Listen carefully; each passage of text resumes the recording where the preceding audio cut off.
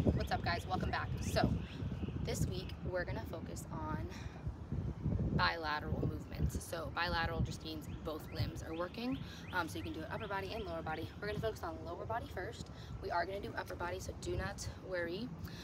But we're gonna start with bilateral lower body, and then next week I'm gonna do unilateral lower body, and then we'll move on from there. Okay, so basically all that means, like I said, is that you're using both limbs at the same time. Okay, so bilateral is going to be great to develop power and strength. It's really good foundational movements. You know, you need to learn these before you can do the single-sided movements anyways.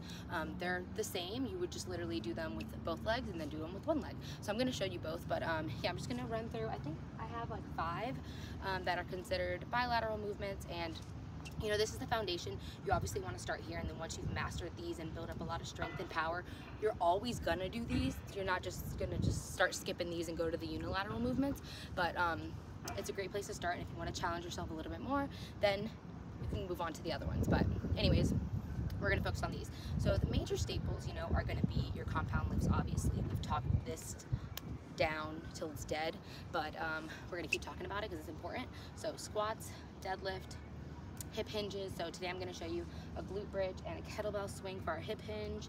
We got a squat, and then we have a deadlift, and I think that's all I got. Yeah, cool. So we're going to go through those, and all of these movements you can do with anything. I'm choosing this barbell here because it's just, you know, the most common. Like when you think of compound lifts, you think of barbell movements, but you can use a kettlebell, dumbbell. All these are interchangeable. Okay, so the first thing we're going to start with is a squat, barbell squat. So remember, when we're squatting, we put the bar on our shoulders. We don't put it like on our neck. I know some people do like a really low bar and put it like in the middle of their back. I like to do it right on my traps, right here in that little cushion that's there. All right, so get on in there, boom, up, take a step back, get yourself nice and positioned. So I hope you can hear me, but here, boom,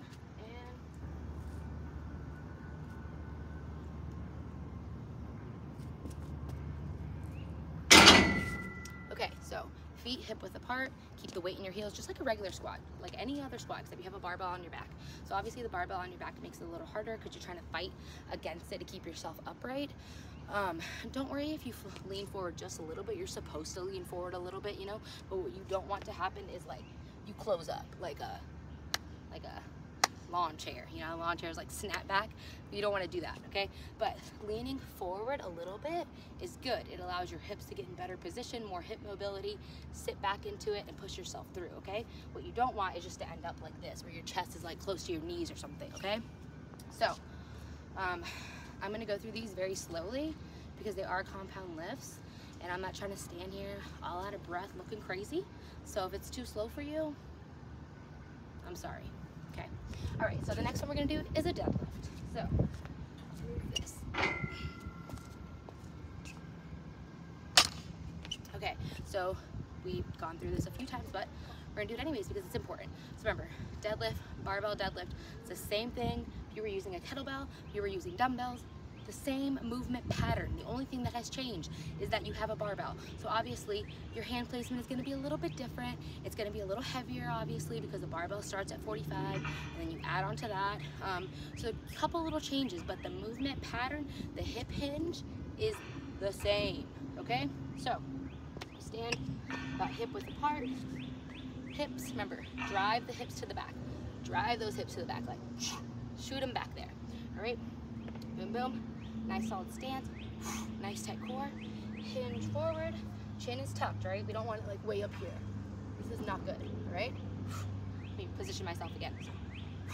Down, and squeeze those lats, and pull straight up. Now once you get to here, you stop, okay? There's none of that going on, okay? Stop here. And also none of this. You don't wanna like pull it with your shoulders. So butt back, and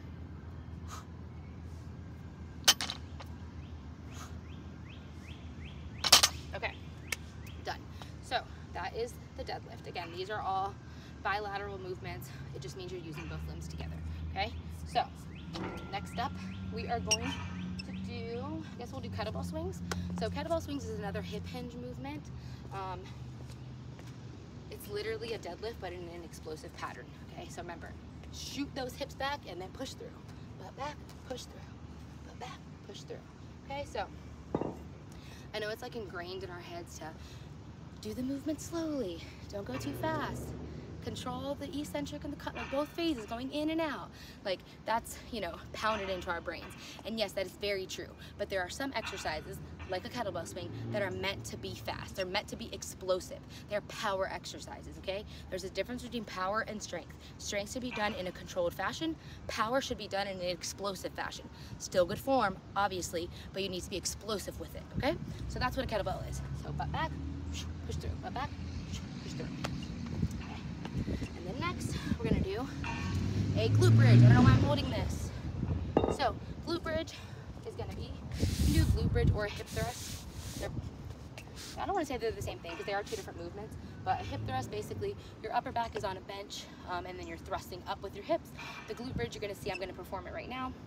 I'm completely flat on the floor and then I'm lifting my butt up off the ground, okay? So again, you can put a barbell over your lap, you can put a dumbbell over your lap, you can put a kettlebell, you can do this body weight, however you want to do it, okay? So, boom. Hope you can see me, yes, all right. Heels close to the bum, sit back, and drive your hips up, okay? So we don't want driving your hips back, okay? Like your upper back shouldn't scoot up, okay? So you're gonna go straight up, hips up, down, hips up, down, okay? Okay, so yeah.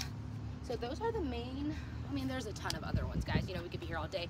But those are really going to be your main movers. We already have established that the knee bend and the hip hinge are the two movement patterns that your lower body does. So obviously there's going to be different variations, but those are bilateral movements that you should incorporate into your program consistently. They might be a different variation, but they need to be in your program every single week, every single month, every single year, until we die.